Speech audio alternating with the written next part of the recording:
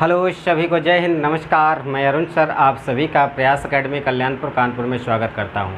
आज मेरा इतिहास में सिंधु घाटी सभ्यता से संबंधित वीडियो है।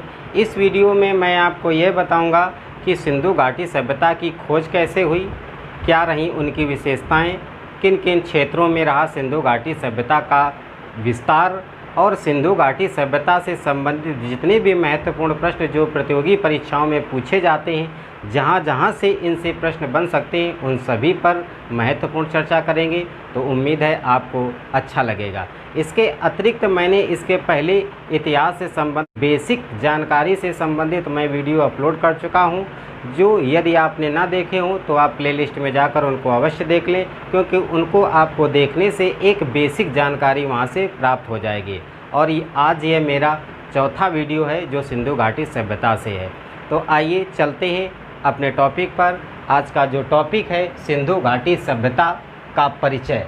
आप देख रहे हैं ऊपर लिखा है सिंधु घाटी सभ्यता का परिचय, अर्थात सिंधु घाटी सभ्यता का परिचय पूरा जानेंगे और इसकी खोज कैसे हुई है, इसका विस्तार कहाँ कहाँ रहा है, इन संबंधित जितने भी प्रश्न महत्वपूर्ण बनते हैं वहाँ सभी पर चर्चा करेंगे एक कहानी रूप में, और इस प्रकार के आपको आगे लंबे समय तक याद रहे और परीक्षाओं में आप अच्छे से प्रश्न अटेंड कर पाएँ। तो आइए चलते हैं, खोज के संबंध में बात करते हैं। सिंधु घाटी सभ्यता की खोज किस प्रकार हुई, कैसे हुई, उसके संबंध में जानकारी करते हैं। तो उसके संबंध में कहा जाता है कि एक इतिहासकार थे चार्ल्स मैसन। चार्ल्स मैसन जो थे वह चार्ल्स मैसन भारत से पाकिस्तान की ओर यात्रा कर रहे थे। यात्रा के दौरान उनको रास्ते में कुछ किला खंडहर के रूप में उन्हें दिखाई पड़े, तो उन्होंने ऐसा महसूस किया कि यहाँ पर कोई समाज अर्थात कोई निवास ग्राम स्थान यहाँ रहा होगा, इसके पहले यहाँ पर लोग मानव जीवन जी रहे होंगे। तो उन्होंने यह जानकारी दी थी। सबसे पहले जानकारी देने के संबंध में अगर बात आती है कि जानकारी किसने की दी थी, तो सर्वप्रथम जानकारी देने का कार्य चार्ल्स मैसन ने किया था। और कब किया था तो उसके बारे में जानकारी करते हैं। चार्ल्स मैसन ने 1826 ईस्वी में जानकारी दी थी केवल कि यहाँ पर कोई सभ्यता रही होगी। कब दी थी? जब वह भारत से पाकिस्तान की ओर यात्रा करने गए थे, तो उनको रास्ते में कुछ साक्ष्य के रूप में आपके खंडहर, ईंट, इस ये वगैरह प्राप्त हुए थे, तो उसी के आधार पर। लेकिन उनको ये पूर्ण जानकारी नहीं थी कि ऐसी कोई सभ्यता यहाँ पर रही होगी, लेकिन जानकारी दी थी। चार्ल्स मैसन की जो बुक है, यानी उन्होंने किताब एक लिखी, nature of journey. Nature of journey नामक पुस्तक के लेखक कौन है? तो चार्ल्स मैसन है। यह परीक्षा की दृष्टि से बहुत महत्वपूर्ण है, क्योंकि पूछ दिया जाता है कि नेचर ऑफ जर्नी किसकी पुस्तक है, तो चार्ल्स मैसन की है। या यह पूछ दिया जाता है चार्ल्स मैसन ने कौन सी पुस्तक लिखी, तो आप नेचर ऑफ जर्नी। अगर हिंदी में बात करें तो नेचर ऑफ जर्नी, अगर आप इसको हिंदी में परिवर्तित करें तो कहा जा सकता है प्रकृति की यात्रा। अर्थात जो आप जानते हैं जैसे कि सिंधु, मनाली, जम्मू कश्मीर वगैरह, उत्तराखंड, या ऐसे जो अच्छे प्राकृतिक जो स्थल हैं वहाँ पर लोग घूमने जाते हैं, तो उसी प्रकार की इन्होंने यात्रा की थी। तो नेचर ऑफ जर्नी इन्होंने पुस्तक लिखी। उसके बाद में इसके संबंधित अन्य लोगों ने, जैसे बर्टन बंधु व जेम्स बंधु, ये दो भाई थे। बर्टन बंधु व जेम्स बंधु ने 1856 ईस्वी में ईंट का प्रयोग किया था। कब प्रयोग किया, कैसे प्रयोग किया? तो लाहौर जो पाकिस्तान में पड़ता है, लाहौर से लेकर के कराची के मध्य में रेलवे ट्रैक बिछाने का कार्य चल रहा था बर्टन बंधु और जेम्स बंधु दोनों भाई के नेतृत्व में। तो उस समय वहाँ रेलवे ट्रैक बिछाने से संबंधित कुछ ईंटों की आवश्यकता पड़ी, तो वहाँ पर देखा कि कुछ खुदाई हुई। खुदाई होने पर वहाँ से कुछ ईंटें प्राप्त हुई, तो उन ईंटों को लेकर के रेलवे ट्रैक बिछाने के कार्य में उन्होंने लगा दिया। लेकिन उन्होंने ये जानकारी दे दी इन्होंने भी, लेकिन ये पूर्ण रूप से नहीं ये बता पाए कि यहाँ पर कोई सभ्यता रही होगी। तो जानकारी अगर सिंधु घाटी सभ्यता की और कहाँ से मिलती है, तो बर्टन और बंधु व जेम्स बंधु, ये दोनों भाई भाई ने जानकारी यहाँ से भी प्राप्त होती है। कब? 1856 ईस्वी में। तो और कहाँ से कहाँ तक रेलवे ट्रैक बिछाने का कार्य किया जा रहा था, तो लाहौर से लेकर के कराची के मध्य में रेलवे ट्रैक बिछाने का कार्य किया जा रहा था। उसके बाद में फिर इस खोज से संबंधित अगले पुरातत्व मंत्री, यहाँ पे पुरातत्व मैंने मंत्री लिख रखा है शॉर्टकट में, पुरातत्व सर्वेक्षण महानिदेशक। उस समय के पुरातत्व सर्वेक्षण यानी पुरातत्व जो साक्ष्य हैं, उन साक्ष्य से संबंधित जो सर्वेक्षण करने का कार्य जो मेन हेड थे, वह कार्य आपके सर जॉन मार्शल करते थे। तो उस समय पुरातत्व सर्वेक्षण महानिदेशक मंत्री जो थे सर जॉन मार्शल, इन्होंने 1921 ईस्वी में उस स्थान पर खुदाई करवाने का कार्य शुरू कर दिया। खुदाई करवाने का कार्य शुरू किया। सबसे पहले खुदाई इन्होंने दयाराम साहनी के नेतृत्व में करवाया, और दयाराम साहनी के नेतृत्व में जब खुदाई करवाई, तो खुदाई करवाने पर वहाँ पर एक नगर की साक्ष्य के रूप में नगर प्राप्त हुआ। उस नगर को ही नाम दे दिया गया, क्या? हड़प्पा नाम दे दिया गया। अर्थात प्रश्न पूछ दिया जाता है कि हड़प्पा जो सभ्यता है उसकी खुदाई सर्वप्रथम शुरू किसने की थी, तो सर जॉन मार्शल ने शुरू करवाया था। और किसके नेतृत्व में शुरू करवाया था, तो दयाराम साहनी के नेतृत्व में। अर्थात दयाराम साहनी को श्रेय जाता है, हड़प्पा की खोज के जो श्रेय है वह दयाराम साहनी को जाता है। उसके बाद में 1921 में दयाराम साहनी के नेतृत्व में खुदाई की गई, और जस्ट एक साल बाद 1922 में राखल दास बनर्जी के नेतृत्व में खुदाई करवाने का कार्य शुरू किया और खुदाई की। तो राखल दास बनर्जी ने खुदाई का जब कार्य किया, तो उस समय जिस नगर की उत्पत्ति हुई उसे मोहनजोदड़ो नाम दिया गया। अर्थात राखल दास बनर्जी के नेतृत्व में जो आपकी नगर की उत्पत्ति हुई, जो खोज हुई, वह कौन से खोज हुई, तो मोहनजोदड़ो। अर्थात मोहनजोदड़ो की जो खोज करता है वह राखल दास बनर्जी का नाम जाता है, और जो हड़प्पा के खोजकर्ता के रूप में जाने जाते हैं वह दयाराम साहनी जाने जाते हैं। और खुदाई का कार्य किसने शुरू करवाया, अगर ये पूछा जाता है, तो आपके पुरातत्व सर्वेक्षण मंत्री सर जॉन मार्शल्स के नेतृत्व में शुरू किया। सर्वप्रथम कब? 1921 ईस्वी में। उसके बाद में आते हैं काल से संबंधित। काल से संबंधित का अर्थ ये है कि जो सिंधु घाटी सभ्यता है, सिंधु घाटी सभ्यता कब से कब तक रही होगी, उसके काल के संबंध में। तो काल के संबंध में कई इतिहासकारों ने अपना अपना मत रखा है, लेकिन किसका मत सर्वमान्य है वो देखते हैं। तो काल के संबंध में सबसे पहले सर जॉन मार्शल ने बताया कि जो सिंधु घाटी सभ्यता का जो काल रहा होगा, जो समय रहा है, वह 3250 BC अर्थात ईसा पूर्व 3250 ईसा पूर्व से लेकर के 1900 BC अर्थात 1900 ईसा पूर्व तक का काल जो रहा है वह सिंधु घाटी सभ्यता का काल रहा होगा। आगे मार्टिमर हीलर के आधार पर इन्होंने बताया, मार्टिमर हीलर ने, कि 2500 BC से लेकर के 1500 BC तक का जो काल है वह सिंधु घाटी सभ्यता का काल रहा है। अर्थात सिंधु घाटी जो सभ्यता रही है वह आपकी 2500 से लेकर के 1500 BC तक रही है। उसके बाद में दूसरे हैं आपके DP अग्रवाल, ये भारतीय हैं। तो भारतीय जो हैं वो DP अग्रवाल का मुख्य रूप से माना जाता है। DP अग्रवाल के आधार पर 2300 BC अर्थात ईसा पूर्व से लेकर के 1750 BC तक का जो काल है वह सिंधु घाटी सभ्यता का काल माना जाता है।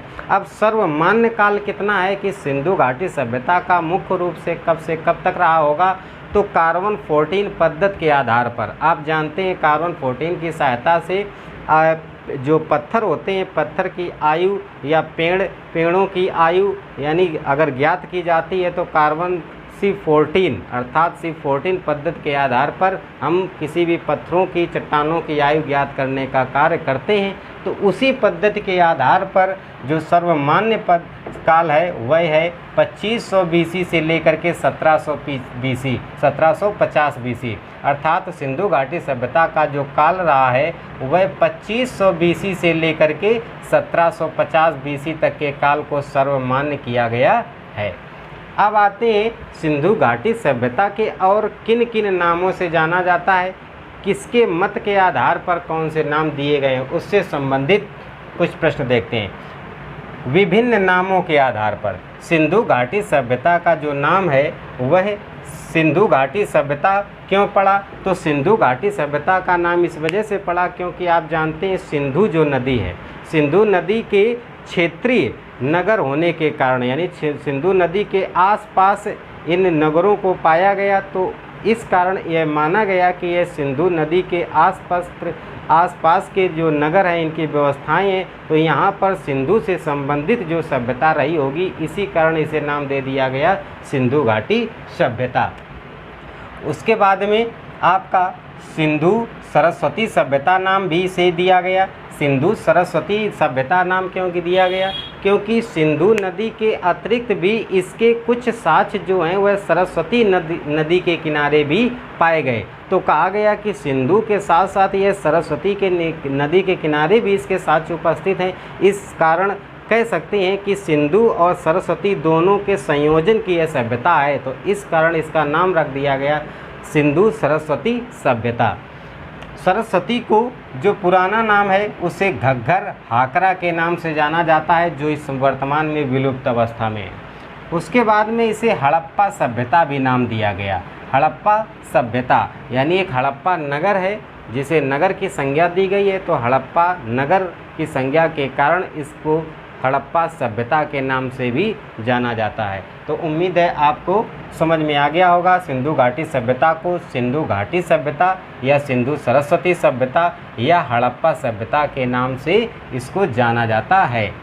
अब आते हैं निर्माता नामकरण पे। निर्माता नामकरण का मतलब यह है कि सिंधु घाटी सभ्यता का निर्माण कैसे हुआ है, तो इसके संबंध में कई इतिहासकारों का अपना अपना मत है। कुछ विदेशी इतिहासकारों का अपना मत है और कुछ भारतीय इतिहासकारों का अपना मत है। तो विदेशी जो इतिहासकार हैं वह अपने आधार पर अपने आप को वरीयता ज़्यादा देते हैं, तो वह अपनी सभ्यताओं को जोड़ करके इनका नाम देते हैं, जबकि जो भारतीय इतिहासकार हैं वह अपने आधार पर अपने स्थानीय साक्ष्यों के आधार पर ही उसका नामकरण करवाते हैं, अर्थात उनका मानना है कि इनके द्वारा इसका निर्माण हुआ होगा। तो किसका कैसा मत है आइए देखते हैं। विदेशी मत। विदेशी मत में आपके आते हैं गार्डियन चाइल्ड। गार्डियन चाइल्ड ये विदेशी इतिहासकार हैं। इनका मानना है कि सिंधु घाटी सभ्यता एक सुमेरियन सभ्यता है, यानी सुमेरियन के द्वारा सिंधु घाटी सभ्यता का निर्माण हुआ होगा। सुमेरियन सभ्यता कहाँ की सभ्यता है, तो ये एक मिस्र की सभ्यता है। जैसे कि यहाँ पे भारत का मैंने मैप बना रखा है, लेकिन इसके अलावा देखते हैं, जैसे मान लीजिए यहाँ पर ये आपका भारत रहा होगा, ये ऐसे करके ये आपका भारत रहा होगा, ये कच्छ का, और यहाँ पर आपका मिस्र है, तो ये मिस्र की सभ्यता हो गई। और उसके बाद में इधर दक्षिण अफ्रीका में जाएंगे आप, तो यहाँ पर आपका आ जाएगा दक्षिण अफ्रीका में आपका आ जाएगी नील नदी, तो यहाँ पर नील नदी की सभ्यता है। तो मिस्र की सभ्यता में ही एक सुमेरियन सभ्यता है। सुमेरियन सभ्यता इसी में मिस्र की सभ्यता में है, जो कि यह माना जाता है, विदेशियों का यह मानना है कि सुमेरियन जो लोग हैं ये व्यापार के लिए या जीवन यापन के लिए ये भारत में प्रवेश किए थे, और यहाँ पर आकर के ये लोग निवास करने लगे, बस गए, और बसने के कारण यहीं पर जो सभ्यता का जन्म हुआ है वह सुमेरियन लोगों के कारण हुआ है, अर्थात सिंधु घाटी सभ्यता का जो निर्माण हुआ है वह सुमेरियन सभ्यता है, ऐसा मानना है विदेशी इतिहासकारों का। अब आते हैं आगे चलते हैं। भारतीय मत के आधार पर क्या इनका मानना है कि किसके द्वारा सिंधु घाटी सभ्यता का निर्माण हुआ होगा, तो राखलदास बनर्जी के आधार पर इनका मानना है कि द्रविड़ सभ्यता यानी द्रविड़ के द्वारा सिंधु घाटी सभ्यता की उत्पत्ति हुई है, इसका निर्माण हुआ है। द्रविड़ लोगों के द्वारा सिंधु घाटी सभ्यता का निर्माण हुआ है, इसलिए यह एक द्रविड़ लोगों की सभ्यता है। तो राखलदास बनर्जी के आधार पर किस निर्माण किसके द्वारा हुआ है, तो द्रविड़ लोगों के द्वारा हुआ है। द्रविड़ एक जाति होती है। उसके बाद में डॉक्टर लक्ष्मण स्वरूप एवं रामचंद्र के आधार पर कहा गया है ये आर्य सभ्यता है। आर्य का मतलब यहाँ आर्य लोग निवास करते हैं, तो उन्हीं के द्वारा इसका निर्माण किया गया है, अर्थात सिंधु घाटी सभ्यता का निर्माण आर्यों द्वारा किया गया है, अर्थात ये आर्यों की सभ्यता है, यहाँ पर पाई जाती है। तो इस प्रकार आपने देखा निर्माणकर्ता में आपके विदेशी मत है जो वो है मुख्य रूप से गार्डियन चाइल्ड के आधार पर सिंधु घाटी सभ्यता का निर्माण सुमेरियन के द्वारा हुआ है, अर्थात ये सुमेरियन सभ्यता यहाँ पर उपस्थित है। भारतीय मत के आधार पर यहाँ पर राखलदास बनर्जी के आधार पर द्रविड़ लोगों के द्वारा सिंधु घाटी सभ्यता का निर्माण हुआ है, तथा डॉक्टर लक्ष्मण स्वरूप एवं रामचंद्र के द्वारा आर्यों द्वारा इस सभ्यता का निर्माण हुआ है। अब प्रश्न में जो भी आपका दिया जाएगा उसी के आधार पर आप उत्तर देंगे। अब आइए देखते हैं विशेषताओं में चलते हैं। विशेषताओं में यानी सिंधु घाटी सभ्यता की क्या रही हैं विशेषताएं, इसकी मुख्य विशेषताओं में चलते हैं, क्योंकि विशेषताओं से भी बहुत प्रश्न बनते हैं ज़्यादा मात्रा में। आइए देखते हैं विशेषताओं में। सबसे पहली विशेषता यह है जो सिंधु घाटी सभ्यता है ये नगरीय सभ्यता है। कैसी सभ्यता है? नगरीय सभ्यता में नगर होते हैं, नगरों में आपके अर्थात मकान बने होते हैं, यहाँ पे सड़कें पाई जाती हैं और नालियाँ पाई जाती हैं, अर्थात नगर की व्यवस्था में जितनी भी यानी व्यवस्थाएं आती हैं वह सभी व्यवस्थाएं उपस्थित होती हैं। अर्थात नगर के रूप में जो उस समय हड़प्पा सभ्यता के समय के जो लोग थे वह लोग एकत्रित हो करके एक जगह एकजुट हो करके और छोटे छोटे व बड़े बड़े घर मकान महल बना करके एक जगह समूह के रूप में सामाजिक जीवन व्यतीत करते थे। तो ऐसी व्यवस्था को नगरीय सभ्यता कहा जाता है। और नगरी में आपके मकान पाए जाते थे, मकान के अलावा आपकी सड़कें थीं, आपकी नालियाँ थीं, इन सभी को साक्ष्य के रूप में पाया गया है, जो आप आगे पढ़ेंगे। जितने भी महत्वपूर्ण यहाँ से प्रश्न बनते हैं, जैसे स्नानागार पाया जाता है, उसके बाद में नक्काशीदार सीढ़ियाँ मिली हैं, तो इन सभी के बारे में जितने महत्वपूर्ण प्रश्न हैं वह नेक्स्ट वीडियो भी इसका आएगा, एक और उसमें कंप्लीट होगा, उसमें आपको देखने को मिलेंगे जितने भी महत्वपूर्ण प्रश्न बनते हैं। यहाँ से भी जितने महत्वपूर्ण प्रश्न बन सकते हैं। यहाँ पे मेरा उद्देश्य इसको इस प्रकार बताना था कि एक कहानी के रूप में यदि आप तैयार रखेंगे तो बहुत आसानी से लंबे समय तक तैयार रहेगा। अब दूसरी विशेषता में देखते हैं कांस्य युगीन सभ्यता है। कांस्य युगीन सभ्यता है, यह माना जाता है साक्ष्य के आधार पर कि पहले के लोग यानी जो हड़प्पा सभ्यता के जो मानव थे वह कांस्य धातु का प्रयोग अधिकांश करते थे, जबकि ऐसा नहीं है। अन्य साक्ष्यों के आधार पर यह देखा गया है कि कांस्य से ज़्यादा वह तांबे का प्रयोग करते थे, क्योंकि आपको पता है कि सर्वप्रथम जो धातु का प्रयोग किया गया था प्राचीन काल के मानवों द्वारा, तो वह तांबा का प्रयोग किया गया था, जो प्रश्न में कई बार पूछा जा चुका है कि सर्वप्रथम मानव द्वारा उपयोग में लाई गई धातु कौन सी है, तो वह है तांबा। अब तांबा और यहाँ पे कांस्य युगीन कहा गया है। कांस्य का मतलब होता है तांबा और टिन। तांबा और टिन को मिला करके एक मिश्र धातु बनाई जाती है जिसे कहते हैं कांस्य। तो कांस्य का भी प्रयोग होता था, तो इस आधार पर इसे कांस्य युगीन सभ्यता के नाम से जानते हैं। यानी इसकी विशेषता है कि यहाँ पर तांबे का प्रयोग अधिक मात्रा में किया जाता था और मिश्र धातु कांसा का प्रयोग किया जाता था।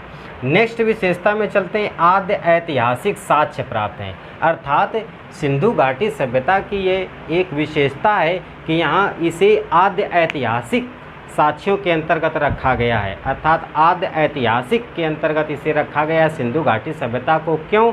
क्योंकि यहाँ से जो साक्ष्य प्राप्त हुए हैं, जो भी मृदभांड या मूर्तियाँ या जो सिक्के, उन सभी साक्ष्यों पर चित्रकारी रूप में लिपि लिख रखी, अभी तक उन्हें पढ़ा नहीं जा सका है। इस कारण ऐसी सभ्यता को आद्य ऐतिहासिक के अंतर्गत रखा गया है, जो मैंने फर्स्ट वीडियो में भी जो संपूर्ण एक चर्चा की थी उसमें भी बताया था।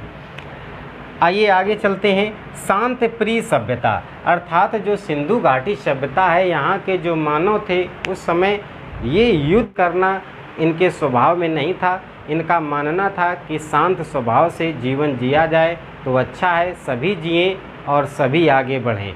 तो इसी के आधार पर इस सभ्यता को शांत प्रिय सभ्यता कहा गया, अर्थात ये लोग युद्ध प्रिय ना होकर के कैसे थे, तो यह लोग जो थे वह शांत प्रिय प्रवृत्ति के थे। इस वजह से इनको क्या कहा गया, यानी ये शांत प्रिय सभ्यता के अंतर्गत इसको रखा गया। नेक्स्ट चलते हैं, अगली विशेषता है कृषि। कृषि अर्थात जो सिंधु घाटी सभ्यता के लोग थे, जो मानव थे, वह कृषि करते थे, कृषि का कार्य किया जाता था। कृषि में किस किस प्रकार की फसलों को उगाया जाता था, तो गेहूँ, जौ, कपास, खजूर, मटर, इसके अतिरिक्त भी काफ़ी प्रकार की जो फसलें थी वह उगाने का कार्य अर्थात कृषि का कार्य सुव्यवस्थित रूप से चलता था सिंधु घाटी सभ्यता में। अब आगे चलते हैं, व्यापार देखते हैं। व्यापारिक व्यवस्था कैसी थी, कैसा था व्यापार सिंधु घाटी सभ्यता में, तो सिंधु घाटी सभ्यता में आंतरिक और बाह्य दोनों प्रकार के व्यापार यहाँ देखने को मिलते हैं। जो सिंधु घाटी सभ्यता के जो लोग थे वह आंतरिक व्यापार, अर्थात आंतरिक का अर्थ है कि एक स्थान से दूसरे स्थान पर भारत के ही अंतर्गत, यानी इस सभ्यता का जो क्षेत्र है उस सभ्यता के क्षेत्र के ही अंतर्गत एक स्थान से दूसरे स्थान तक माल का आयात व निर्यात करना। इसके अतिरिक्त ये विदेशों में भी आयात और निर्यात करने का कार्य करते थे, अर्थात यह राष्ट्रीय और अंतर्राष्ट्रीय यानी आंतरिक और बाह्य दोनों प्रकार के व्यापार की व्यवस्था देखने को मिलती है। कहाँ पर, सिंधु घाटी सभ्यता में। और मुख्य रूप से इस व्यापार को करने में ये जल मार्गों का सहारा लेते थे। जल मार्ग अर्थात आपने देखा कि ये जितने भी नगर आपको देखने को मिल रहे हैं ये सभी नदियों के किनारे हैं, अर्थात नदियों में जो जल का बहाव होता था उन बहाव के सहारे ये व्यापार का कार्य करते थे। तो इसलिए आप जानते जलमार्गों के द्वारा व्यापार कार्य संपन्न किया जाता था। नेक्स्ट देखते हैं विशेषता। अगली विशेषता है सर्वाधिक विस्तृत सभ्यता, अर्थात जो सिंधु घाटी सभ्यता है यह इसका जो क्षेत्र है यह बहुत एक विशाल क्षेत्र में यानी बहुत लंबी दूरी पर इस सभ्यता का विस्तार था। तो इसलिए इसे कहा गया कि यह जो सिंधु घाटी है यह विस्तृत सभ्यता है, बहुत विशाल सभ्यता है जो पूरे विश्व में सबसे बड़ी सभ्यता के अंतर्गत आती है। कौन सी, सिंधु घाटी सभ्यता। यह भी प्रश्न पूछा जा चुका है कि सबसे बड़ी अर्थात सर्वाधिक क्षेत्र में फैली सभ्यता कौन सी है, तो वह है सिंधु घाटी सभ्यता। अब क्यों, इसका जो क्षेत्र है वह लगभग कितना है, तो 13 लाख वर्ग किलोमीटर। 13 लाख वर्ग किलोमीटर क्षेत्र में सिंधु घाटी सभ्यता का क्षेत्र फैला हुआ है। वैसे अगर क्लियर दिया जाए तो क्लियर इसका डिजिट है 12,99,600 किलोमीटर के क्षेत्र में सिंधु घाटी सभ्यता फैली है। इस कारण इसे कहा गया है कि यह एक विशाल सभ्यता है जिसे हम कॉमन रूप से कह सकते हैं संक्षेप में लगभग 13 लाख वर्ग किलोमीटर।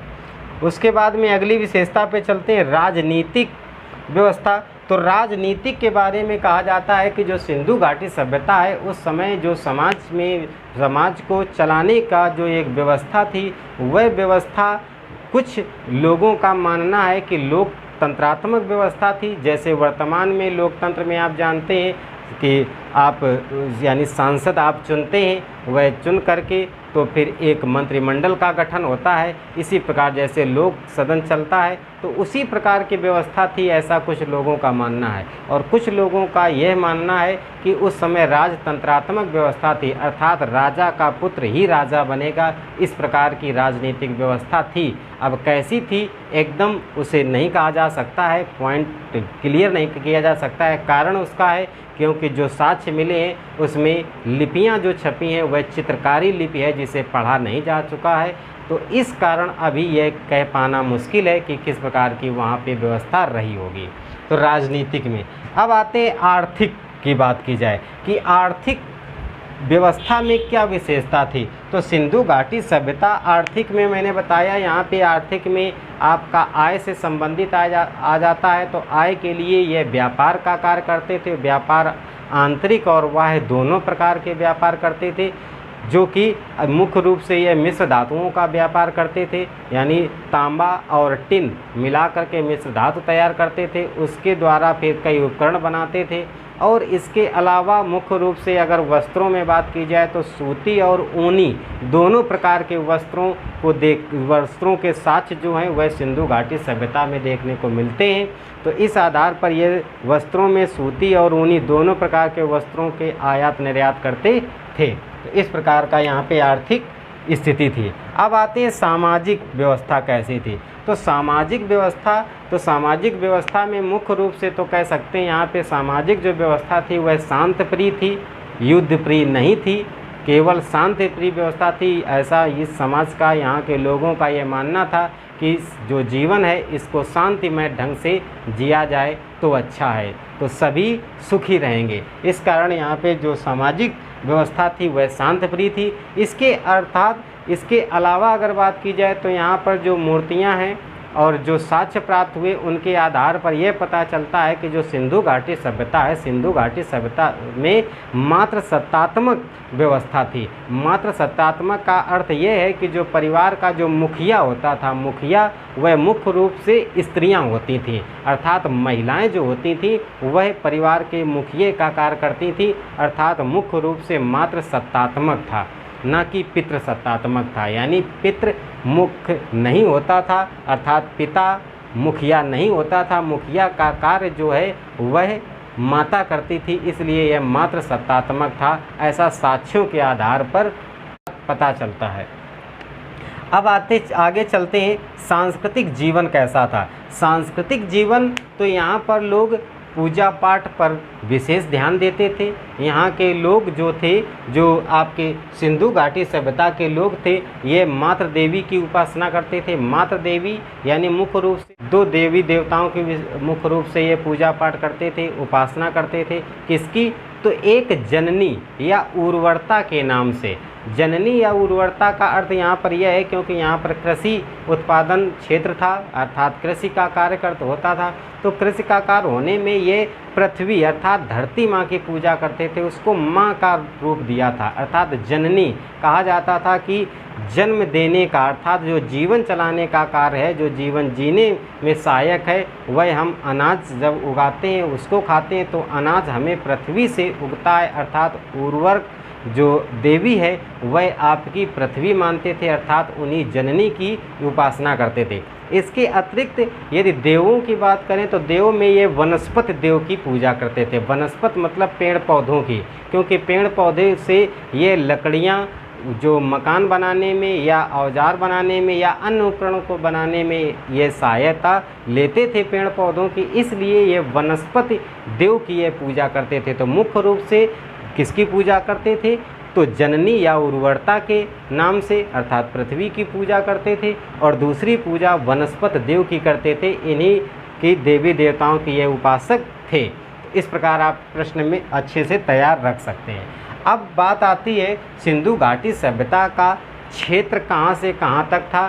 तो उसके लिए, उसको मैंने समझाने के लिए ये आपका भारत का मैप बना के रखा है। इस भारत के मैप के आधार पर आप देखेंगे तो आपको बहुत अच्छे से तैयार हो जाएगा और बहुत लंबे समय तक तैयार रहेगा। कारण उसका ये है, आप जानते हैं जो ह्यूमन नेचर होता है ये एक कहानी और एक मैप को बहुत जल्दी कैच करता है और वह ज़्यादा लॉन्ग समय तक दिमाग में बना रहता है। इसलिए मैंने मैप के थ्रू आपको बताने की कोशिश की है कि कहाँ से कहाँ तक इसका क्षेत्र रहा है। उसके बाद में जब नेक्स्ट वीडियो आएगा, उस नेक्स्ट वीडियो में बहुत महत्वपूर्ण और भी प्रश्न लेकर के आएंगे, जिसमें आपको ये बताया जाएगा कि कौन सा साक्ष्य कहाँ से प्राप्त हुआ है, किस जगह से प्राप्त हुआ है। जैसे चावल के साक्ष्य कहाँ से प्राप्त हुए हैं, उसके बाद गेहूं के साक्ष्य कहाँ से प्राप्त हुए हैं, जौ के साक्ष्य कहाँ से प्राप्त हुए हैं, या मानव खोपड़ी के साक्ष्य कहाँ से प्राप्त हुए हैं।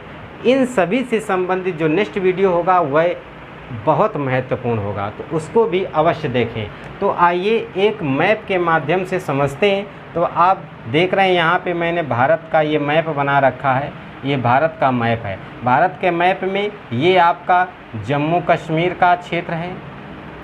उसके बाद इस साइड में आप जानते हैं ये यूपी का क्षेत्र है, इधर बिहार का क्षेत्र है। और उसके बाद में नीचे बात करें तो ये महाराष्ट्र है, यहीं गोवा है नीचे, और आपका नेक्स्ट जैसे तमिलनाडु है, कन्याकुमारी तो वगैरह यहाँ पे नीचे क्षेत्र में है। ये आपका गुजरात यानी कच्छ का रण का क्षेत्र है ये। उसके बाद में जस्ट भारत के आपके इस साइड में चलते हैं तो यहाँ पर आप जानते हैं ये आपका पाकिस्तान क्षेत्र है। पाकिस्तान में ही आपका ये बलूचिस्तान क्षेत्र है जो पाकिस्तान के अंतर्गत ही आता है, लेकिन पाकिस्तान मुख्य रूप से पाकिस्तान और बलूचिस्तान ये आपस में ही इनका आपसी विवाद चलता रहता है ये क्षेत्र को लेकर के। फ़िलहाल यहाँ पर उसकी बात चर्चा नहीं करेंगे। तो ये बलूचिस्तान क्षेत्र है।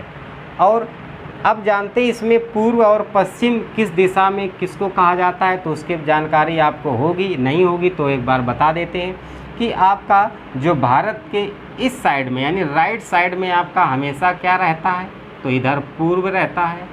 इस साइड में अगर बात करें तो इधर हमेशा क्या रहता है, तो आपका पश्चिम रहता है। और ऊपर जम्मू कश्मीर के ऊपरी क्षेत्र की ओर चलते हैं तो यहाँ पर आपका उत्तर रहता है। और जब नीचे की ओर चलते हैं समुद्र की ओर, समुद्र तट की ओर, तो आपका यह दक्षिणी क्षेत्र होता है, इसे दक्षिणी कहा जाता है नीचे के क्षेत्र को। अब देखते हैं किस प्रकार से सिंधु घाटी सभ्यता का क्षेत्र कहाँ से कहाँ तक रहा। तो सबसे पश्चिमी क्षेत्र अगर बात करें तो पश्चिमी क्षेत्र आपका पाकिस्तान के बलूचिस्तान में एक जगह है सुतकांगेडोर। ये सुतकांगेडोर नामक एक स्थान है। उस स्थान पर इसका सिंधु घाटी सभ्यता का जो अंतिम बिंदु है यानी विस्तार का जो अंतिम बिंदु है जो पश्चिमी क्षेत्र में, तो पश्चिम में सबसे पश्चिमी जो बिंदु है वह सुतकांगेडोर है जो बलूचिस्तान में पड़ता है। और उत्तरी क्षेत्र में बात करें तो भारत के जम्मू कश्मीर में एक स्थान है मांडा जो रावी नदी के तट पर उपस्थित है, आपका स्थित है। और ये जो सुतकांगेडोर था ये आपका बलूचिस्तान में दास्क नदी के किनारे स्थित है। और जम्मू कश्मीर अर्थात उत्तर की ओर ऊपर चल रहे हैं तो रावी नदी के किनारे आपका मांडा ये स्थान है। उसके बाद में सबसे पूर्वी की बात करें, सबसे पूर्वी बिंदु कौन सा है, तो आपका यूपी में पड़ता है, यूपी के मेरठ में आपका पड़ता है आलमगीरपुर। आलमगीरपुर जो है ये सिंधु घाटी सभ्यता का सबसे पूर्वी बिंदु है। और उसके बाद में दक्षिणी बिंदु की अगर बात करें तो सिंधु घाटी सभ्यता का सबसे दक्षिणी बिंदु महाराष्ट्र में पड़ता है आपका दायमाबाद, जो गोदावरी जो नदी है, गोदावरी नदी की सहायक नदी के किनारे स्थित है आपका दायमाबाद, वह पॉइंट है।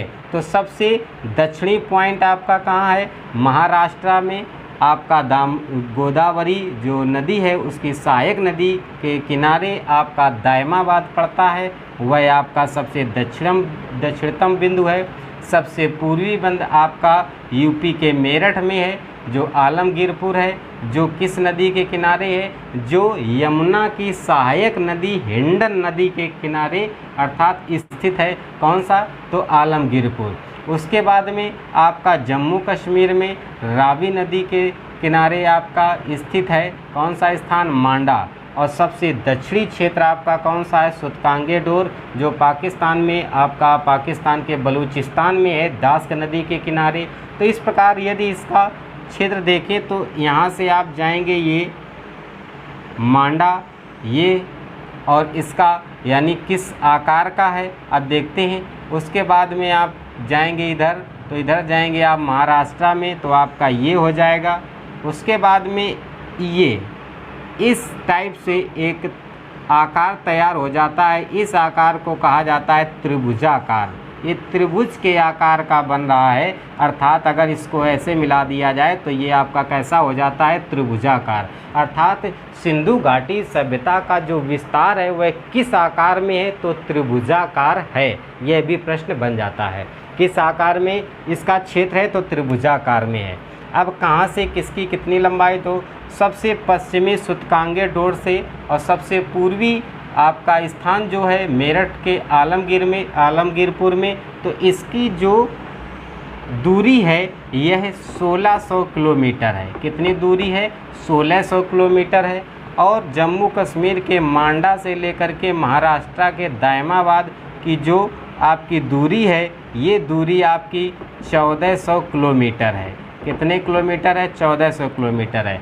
अब ये टोटल जो पूरा क्षेत्र है आपका सिंधु घाटी सभ्यता का जो पूरा क्षेत्र है, वह पूरा क्षेत्र लगभग 13 लाख वर्ग किलोमीटर है, या क्लियर अगर बोला जाए तो आपका 12,99,600 वर्ग किलोमीटर इतना क्षेत्र है आपका। कितना? इस क्षेत्र में आपका सिंधु घाटी सभ्यता देखने को मिलती है। तो उम्मीद है आपको यह भी समझ में आ गया होगा। अब इसमें भी किस जगह से कौन से साक्ष्य प्राप्त हुए हैं, कहाँ पर कौन सा स्थल है, ये सभी जानकारी करेंगे नेक्स्ट वीडियो में। तो नेक्स्ट वीडियो बहुत महत्वपूर्ण होगा, उसमें और भी बहुत जितने भी महत्वपूर्ण प्रश्न हैं जो परीक्षा की दृष्टि से हैं वह सभी बताएंगे, तो आप उसे भी अवश्य। उम्मीद है आपको पसंद आया होगा। यदि आपको पसंद आया हो तो प्रयास अकेडमी कल्याणपुर को सब्सक्राइब करें, बेल आइकन बटन अवश्य दबाएं,